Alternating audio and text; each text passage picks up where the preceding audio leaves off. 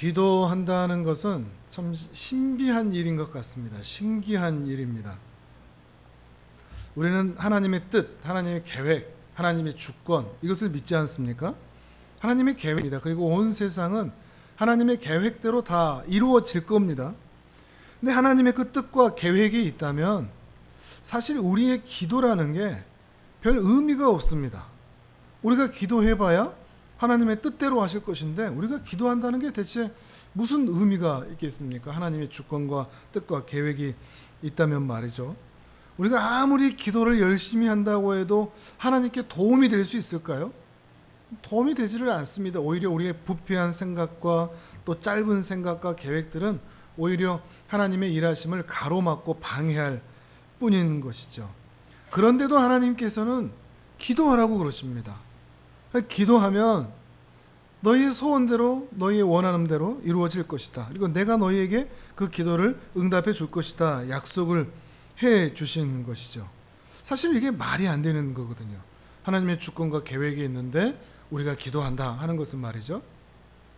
하나님의 뜻대로 다 하시면 되는데 예를 들어서 우리가 이렇게 사람들의 모임이 있는데 리더가 정말 괜찮은 리더고 잘못 선택하는 적이 없고 늘 바른 결정을 내린다면 리더 혼자서 결정을 내리고 그냥 사람들은 따라가기만 하면 그 모임은 문제가 없을 겁니다. 모든 일이 순적할 것입니다. 근데 모든 사람들에게 기회를 주고 발언권을 주고 원하는 것을 말하고 모든 의견을 취합하고 그렇게 하다 보면 시간도 많이 걸리고 생각도 다르고 원하는 것도 다르고 하기 때문에 굉장히 많은 혼선이 있을 수밖에 없습니다. 거기다가 자기 의견대로 안 되면 또 상처받는 사람들, 또 분노하는 사람들이 있을 수 있기 때문에 오히려 복잡해질 수 있다는 거죠. 그러니까 우리 인생사도 마찬가지입니다. 차라리 하나님의 뜻과 계획에 따라서 하나님께서 모든 것을 행하신다면 오히려 하나님의 뜻이 온전하시니 그 계획이 사람을 향하여서 완전하시기 때문에 하나님의 뜻대로 모든 것이 이루어진다고 하면 차라리 나을 수 있습니다. 사람이 굳이 기도할 필요가 없고 우리의 원함을 말할 필요가 없고 우리에게 있어야 할 것을 하나님께 간청할 필요도 사실 없는 것이죠. 하나님의 뜻대로 하나님께서 다 하신다고 해도 누가 토를 달겠습니까? 네 인생은 이렇게 살아 이것이 내가 볼 땐 가장 좋아 라고 말씀하셔도 우리 인생은 예 그렇게 하겠습니다 라고 말할 수밖에 없는 것이죠. 그런데도 하나님께서는 사람들에게 기도하라라고 하시는 거죠. 너희의 기도를 내가 듣겠다. 그리고 너희 기도대로 내가 일하겠다라는 말씀을 지속적으로 하시는 것입니다. 지금 우리가 사는 시대만 해도 얼마나 많은 사람들의 요구가 있겠고 기도가 있겠습니까? 만약에 하나님이 우리와 같다면 지금 하나님 귀는 정말 번잡하고 시끄러울 겁니다. 그리고 수많은 사람들의 기도 가운데 그것이 서로에게 균형이 있도록 일치가 있도록 그렇게 질서 있는 일하심을 하기란 또 쉽지 않을 것입니다. 우리 입장에서 생각해 보면 말이죠. 또 누구 기도는 들어주고 누구 기도는 안 들어주고 이런 일이 있다면 정말 힘들지 않겠습니까? 만약에 마라톤을 100명이 뛰는데 100명이 다 신자다. 그래가지고 전부가 다 100명이 다 제가 1등하게 해주세요 라고 기도를 했다. 그럼 누구 기도를 들어줘야 되겠습니까? 근데 하나님께서는 기도해라 라고 말씀을 하시는 것이죠. 왜 하나님께서는 신자들에게 기도라는 방편을 주셨을까요? 정말 신비한 일이거든요. 안 주셔도 되는데 기도라는 것이 없어도 되는데 하나님의 그 전능하심과 위대하심을 생각한다면 근데 왜 기도하라고 하셨을까요? 일반적으로 우리는 기도 그러면 뭘 생각하죠? 소원 성취를 생각하죠. 인생 행복. 내 소원을 이루기 위해서 우리는 기도한다고 생각합니다. 그렇죠? 내 인생이 행복하기 위해서죠. 결론이 그거죠. 우리가 기도하는. 근데 이 소원 성취 그리고 인생 행복은 기독교의 것이 아닙니다. 기독교인들은 그런 마음으로 하는 거 아닙니다. 이건 세상 종교죠. 세상 사람들이 기도하는 목적이 그겁니다. 보이지 않는 신에게 또는 돌들에게 기도하는 이유가 그거죠. 다 소원 성취입니다. 인생 행복이죠. 근데 우리는 왜 기도하는가? 하나님께서 왜 기도하라고 하셨는가? 소원 성취, 인생 행복이 목적이 아니라 그 기도하는 과정을 통해서 그리고 그 기도의 응답의 과정, 세월, 시간을 통해서 하나님이 어떤 분인지를 깨달아 알기를 원하시기 때문에 그렇습니다. 우리가 그렇거든요. 참 신자는 기도하는 과정 가운데 하나님께서 응답해 주실 때, 그리고 응답을 지연하실 때 또는 거절하실 때, 그런 걸 통해서 참 신자는 왜 내 소원을 안 들어줘 이러는 게 아니라 하나님이 어떤 분인지를 알아가는 것입니다. 아, 하나님은 이런 분이시구나. 하나님은 은혜를 베풀어 주시는 분이시구나. 하나님은 우리의 정욕을 싫어하시는 분이시구나. 내가 정욕과 탐욕 가운데 살지 않도록 이 문제에 있어서는 기도에 응답해 주지 않으시는구나. 더 많이 기도하도록, 그래서 더 하나님을 신뢰하고 사랑하고 믿을 수 있도록 이렇게 지연시킬 때도 있으시구나 하는 것을 깨달아 하는 것이죠. 이것이 우리에게 하나님께서 주신 기도의 목적입니다. 여러분, 그 기도에 맞춰서 기도하고 계십니까? 아니면 여러분의 기도마저도 하나님이 어떤 분이냐 하는 것보다도 소원 성취나 인생 행복, 여기에 초점이 맞춰져 있습니까? 오늘 말씀을 통해서도 우리가 확인하는 것은 무엇인가 하면 하나님이 어떤 분이신가 하는 것입니다. 이 기도에 대한 내용을 다루고 있거든요. 어떤 내용인가 하면 한 친구가 밤중에 찾아왔습니다. 밤중에 찾아와서 하는 이야기가 자기에게 친구 하나가 찾아왔는데 늦은 시간에 찾아와서 대접할 게 없다는 거죠. 그래서 떡 3덩이만 좀 주시오 하는 겁니다. 근데 집 안에 있던 주인이 지금 나는 침상에 들었고 잠들었고 피곤하고 잠이 오니까 우리는 자겠다, 우리는 안 주겠다, 그냥 가라 이렇게 한 거죠. 근데 이게 찾아온 손님이 어떻게 보면 무례하게도 계속해서 간청을 하는 겁니다. 그러니까 그 집 주인이 그 간청 때문이라도 귀찮아서라도 주지 않겠느냐, 이런 이야기를 하신 거죠. 이게 이 비유의 내용입니다. 그러면서 이 비유를 말씀하시면서 이 비유의 의미가 무엇을 의미하는 건지를 그 뒤 이어서 말씀해 주시는데 이런 말씀을 주시죠. 9절과 10절 같이 한번 읽어봅니다. 9절 10절 시작. 내가 또 너희에게 이르노니 구하라 그러면 너희에게 주실 것이요 찾으라 그러면 찾아낼 것이요 문을 두드리라 그러면 너희에게 열릴 것이니 구하는 이마다 받을 것이요 찾는 이는 찾아낼 것이요 두드리는 이에게는 열릴 것이니라. 아멘. 우리가 주일날 이거 하죠. 굿잣두. 마태복음 몇 장입니까? 마태복음 7장이죠. 7장. 굿잣두. 구하라 찾으라 두드리라 그러면 너희에게 주실 것이고 찾아낼 것이고 열려질 것이다 말씀을 하시는 거죠. 이것은 기도 응답의 확실함에 대해서 말씀하시는 겁니다. 기도해라 그러면 하나님께 기도하면 하나님은 반드시 응답하신다. 이 확실함에 대해서 말씀해 주고 계시는 겁니다. 간절히 하나님께 은혜를 얻고자 구하는 기도는 그 응답이 보장되어 있다는 것을 말씀하시는 거죠. 왜 비유가 이어져 있는가? 바로 앞에 11장 초반부를 보시면 1절 4절 보시면 뭐가 기록되어 있습니까? 주기도문이죠. 마태복음에는 주기도문 몇 장에 있죠? 6장이죠. 6장. 마태복음 6장. 주기도문이 복음서에 2번 기록되어 있거든요. 마태복음 6장 그리고 오늘 보는 누가복음 11장에 기록이 되어 있습니다. 초반부에 예수님께서 주기도문을 말씀해 주셨습니다. 너희 이제 이렇게 기도해라. 그래서 기도의 내용에 대해서 먼저 말씀해 주신 다음에 이렇게 기도의 내용이 바른, 아무 기도나 이렇게 응답된다는 게 아닙니다. 기도의 내용이 어떠한가? 그 기도의 내용, 그 응답을 얻을 수 있는 기도의 내용이 뭐죠? 주기도문의 내용만 맞는 겁니다. 하늘에 계신 우리 아버지요 라고 얘기하면서 하나님에 관한 3가지, 그리고 사람에 관한 3가지, 우리에 관한 3가지, 그리고 그 기도의 근거, 이 기도의 내용이 분명할 때 뒤에 이어서 말씀하시기를, 비유로 말씀하시기를, 그렇게 기도의 내용이 분명할 때 하나님께서 반드시 그 기도에 응답하실 것이다 라는 말씀을 하고 계시는 것입니다. 그러니 우리가 하나님께서 내 기도를 정말 들어주실까? 반신반의하거나 의심하거나 의혹 가운데서 구하는 게 아니라 내가 이렇게 기도했으니, 믿음으로 구했으니 하나님께서 반드시 응답하실 것이다 라는 확실한 믿음으로 하나님께 나아가 굿찾두, 구하고 찾고 두드리라고 말씀하고 계시는 것입니다. 다만 여기에 오해하지 않을 것이 있습니다. 하나님께서는 반드시 우리의 기도에 응답하시는데 왜 응답하시는가? 끈질기게 기도하니까가 아닙니다. 귀찮게 하니까가 아닙니다. 이것을 분별하실 수 있어야 됩니다. 그래서 새벽 기도마다 나와서 기도하고 금식까지 하고 철야까지 하면 하나님께서 귀찮아서라도 응답해 주시겠지, 이것은 결코 오늘 비유의 내용이 결코 아닙니다. 이것은 하나님에 대한 오해입니다. 하나님은 그렇게 끈질기게 기도해야만 들어주시는 분이 결코 아닙니다. 끈질기게 지나치게 귀찮게 해줘야만 하나님께서 들어주실 정도로 인색하신 분이 결코 아니라는 것입니다. 오해입니다. 이것은 무엇을 가리키는가 하면 마치 친구가 마지못해 부탁을 들어주는 이 비유는 우리가 얼마 전에 함께 나누었던 불의한 재판관과 과부의 비유, 그 내용과 동일하다고 볼 수가 있습니다. 누가복음 18장에서 우리가 본 적이 있죠.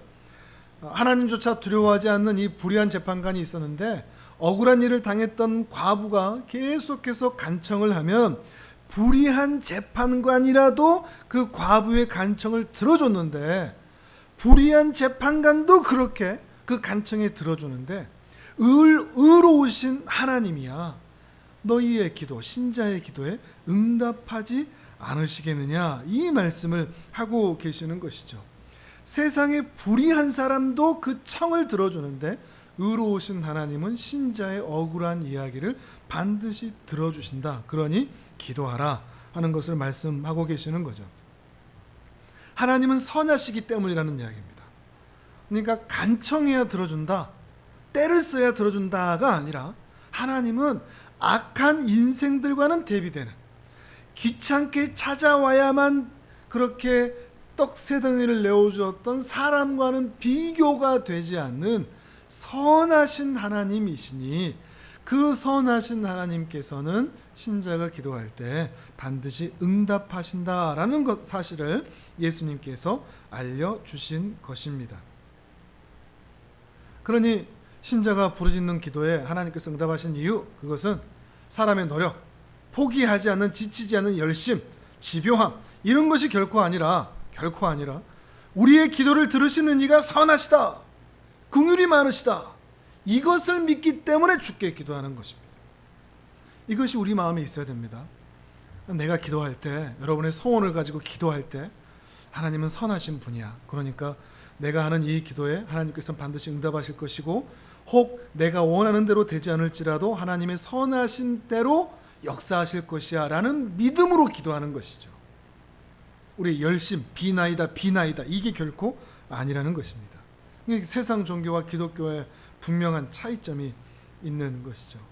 하나님은 선하시기 때문에 나 같은 죄인이 구하는 기도라고 할지라도 응답하시고 들으시는 긍휼의 하나님이시니 반드시 들으실 것이라는 확신을 가지고 기도하는 것입니다.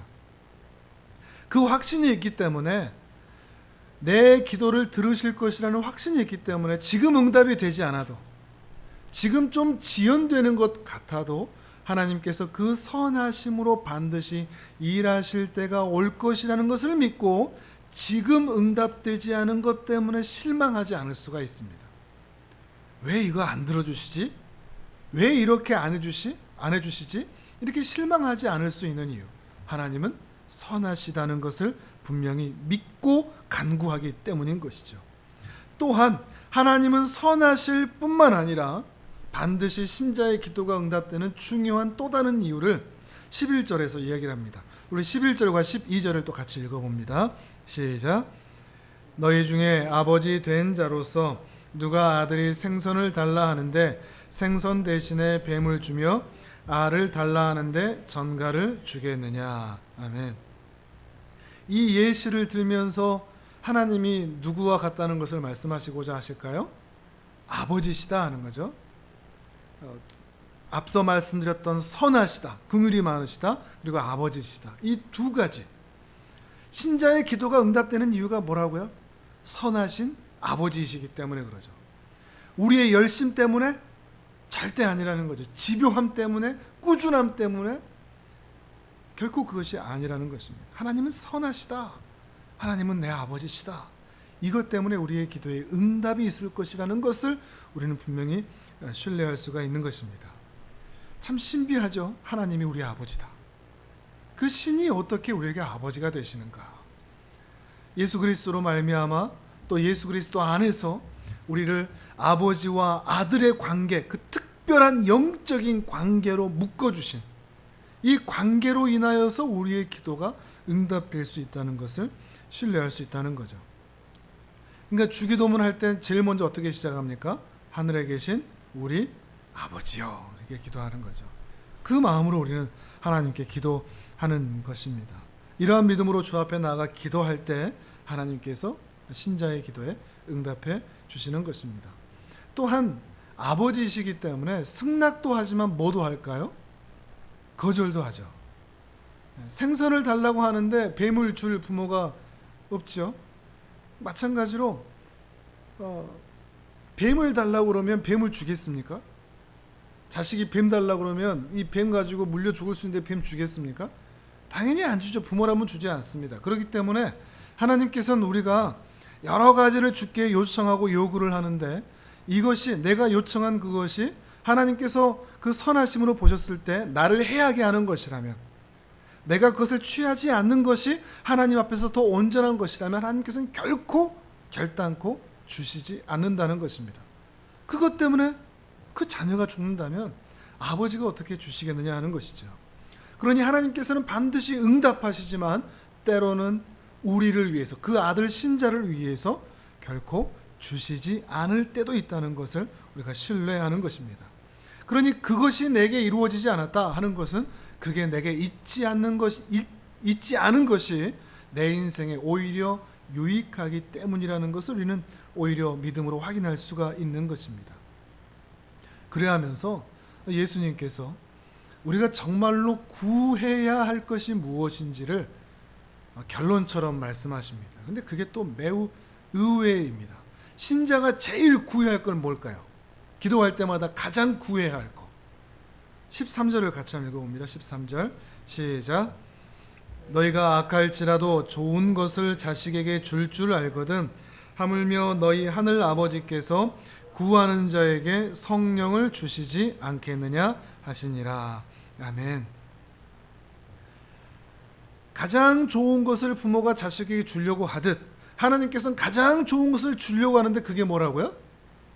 성령이라는 거죠. 성령. 우리와는 다르죠. 우리는 뭘 원합니까? 돈, 건강 잘 되는 거 이런 거 다 원하지 않습니까? 우리의 기도의 내용이 다 그거죠. 그런데 하나님께서 보시기에 우리가 구해야 할 것, 그리고 하나님께서 정말 부어주고 싶은 것, 이게 뭐라고요? 성령이라는 거죠. 우리가 그걸 구하기를 주께서는 오히려 간접적으로 이렇게 말씀해 주시는 거죠. 왜 갑자기 성령을 말씀하실까요? 앞에 주기도문과 연결이 되어 있습니다. 주기도문을 이루는, 그래서 신자의 마음에 하나님의 나라가 이루어지고 하나님을 거룩하게 하고 하나님의 영광의 그 이름이 드러나는 그 복된 역사가 누구를 통해 이루어진다? 성령을 통해서 이루어진다.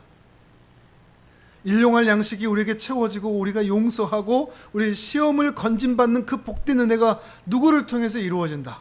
성령을 통해서 이루어진다. 그러니 너희도 성령을 구하라 하시는 말씀이라 하는 것입니다.